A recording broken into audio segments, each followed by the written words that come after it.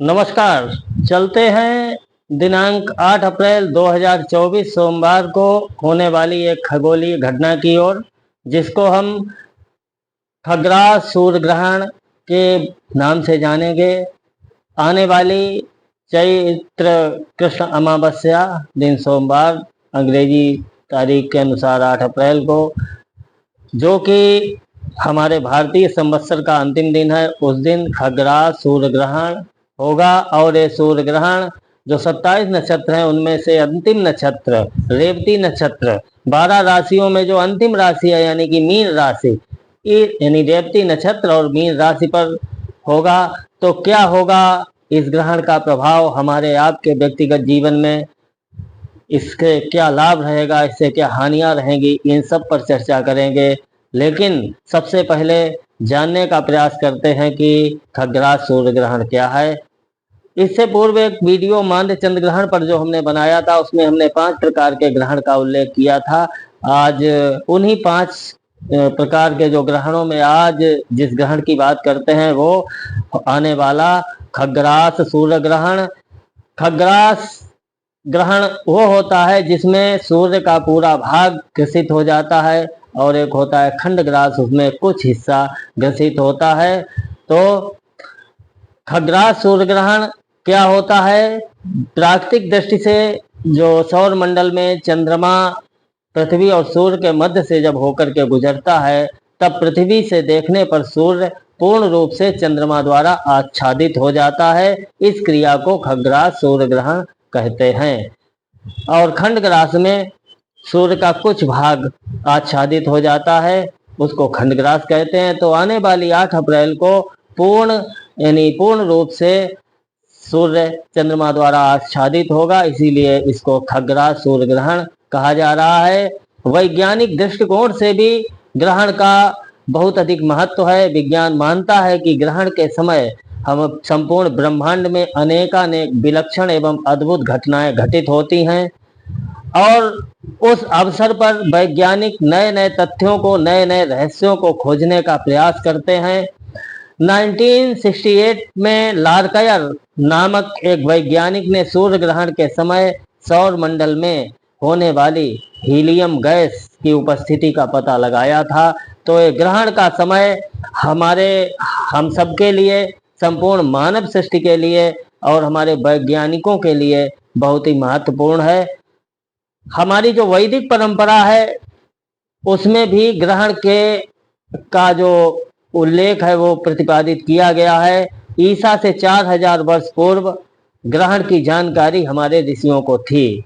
हालांकि कुछ वैदिक इतिहासकार मानते हैं कि 4000 से भी वर्ष पूर्व अनादिकाल से ही हमारे ऋषियों को इन सब प्राकृतिक घटनाओं के बारे में पूरी तरीके से ज्ञात था। हमारे वैदिक ऋषियों ने उन घटनाओं को, उन रहस्यों को आत्मसात किया, उनका पता लगाया, उनकी खोज की, क्योंकि हमारे वैदिक चिंतक, वैदिक ऋषि बहुत बड़े वैज्ञानिक थे। इसका प्रमाण हमारे पुराणों में, हमारे वेदों में पूर्ण रूप से मिलता है। ऋग्वैदिक काल में अत्रि मुनि को ग्रहण विज्ञान का संपूर्ण ज्ञान था, ऐसा विदेशी चिंतकों ने भी माना। मैक्स मूलर आदि जो विदेशी विद्वान हुए, जिन्होंने हमारे वैदिक दर्शन पर अनेक खोजें की, उन ऐसे मैक्स मूलर आदि विद्वानों ने भी इस कथन को स्पष्ट रूप से सिद्ध किया है। उनकी खोज में ये सब तथ्य सामने आए हैं कि हमारे जो वैदिक ऋषि थे वो पूरी तरीके से इन घटनाओं के बारे में विज्ञ थे। तो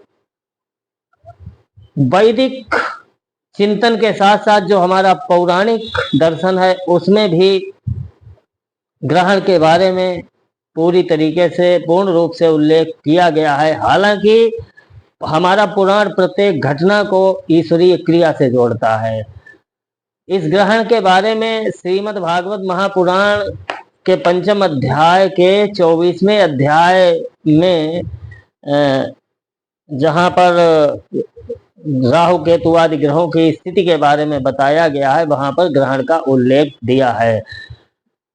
जो हालांकि यहाँ पर श्रीमद् भागवत सुनाने जैसा हमारा कोई उद्देश्य नहीं है, लेकिन क्योंकि हम एक प्राकृतिक घटना को लेकर के उसके रहस्यों को समझने का प्रयास कर रहे हैं, तो उसका उदाहरण देना हम जरूरी समझते हैं। तो पंचम स्कंद के 24वें अध्याय में लिखा हुआ है कि अधस्तात् सवितुर्योजना उते स्वर भानुर नक्षत्र चरती ते के सोसावमरत्वम ग्रहत्वम चालवत भगवदनुकंपया स्वयमसुरापसदा संगिकेयो यतर्दरहस्तस्य तात जन्म कर्माणि चोपरिष्टाद वक्ष्यामः। श्रीमद् भागवत पुराण के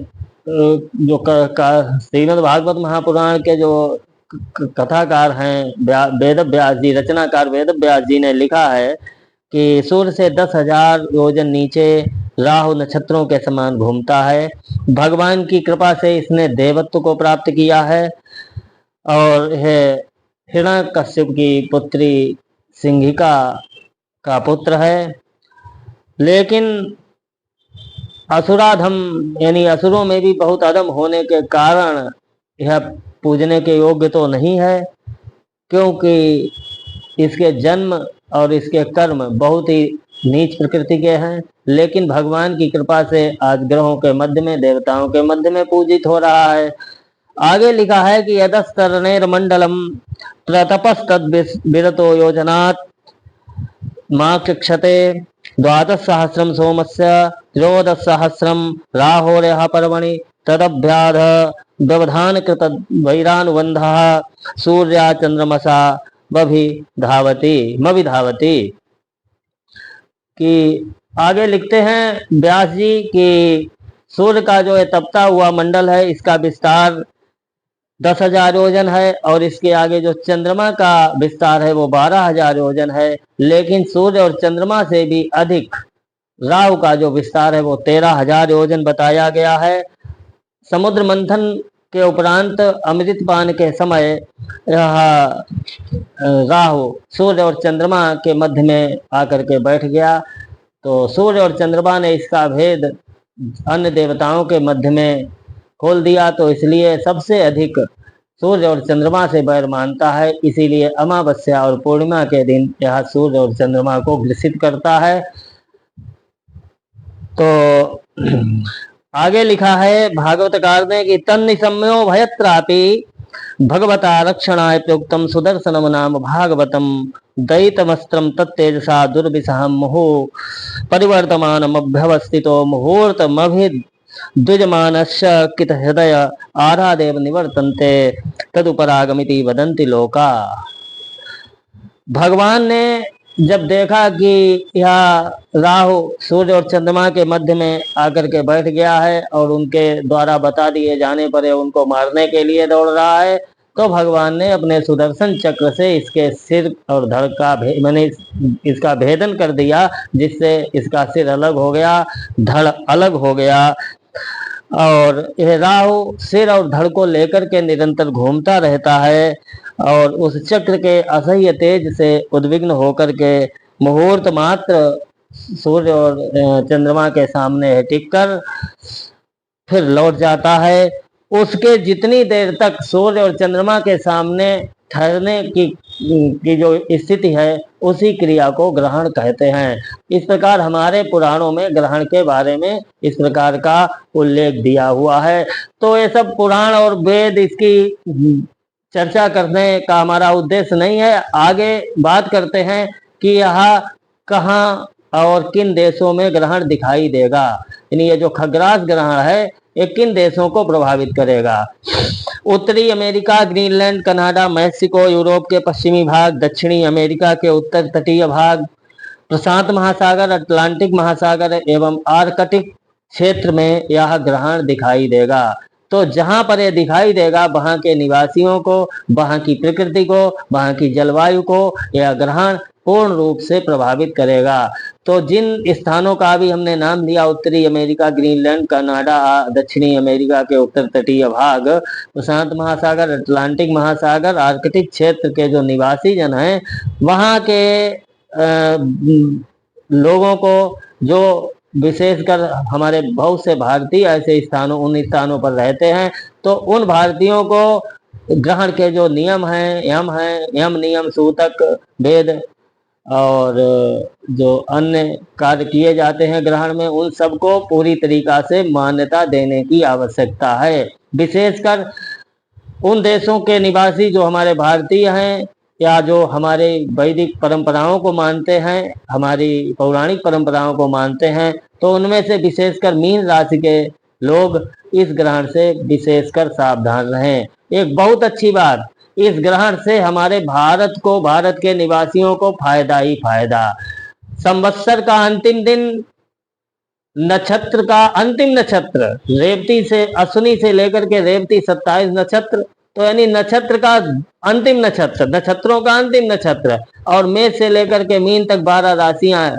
तो मीन राशि यानी सब कुछ अंत में हो रहा है। संवत्सर का अंतिम दिन और रात्रि में चूंकि 10 बजे बज के 9 मिनट से हो रहा है, तो बिल्कुल अंतिम समय, और राशि का अंतिम, नक्षत्र का अंतिम और संवत्सर का अंतिम दिन, उसमें एक ग्रहण पड़ रहा है। तो हमारे भारत में जितनी भी समस्याएं हैं हम भारतवासियों की, हमारे राष्ट्र की, उन सब की काली छाया को यह ग्रहण दूर करेगा।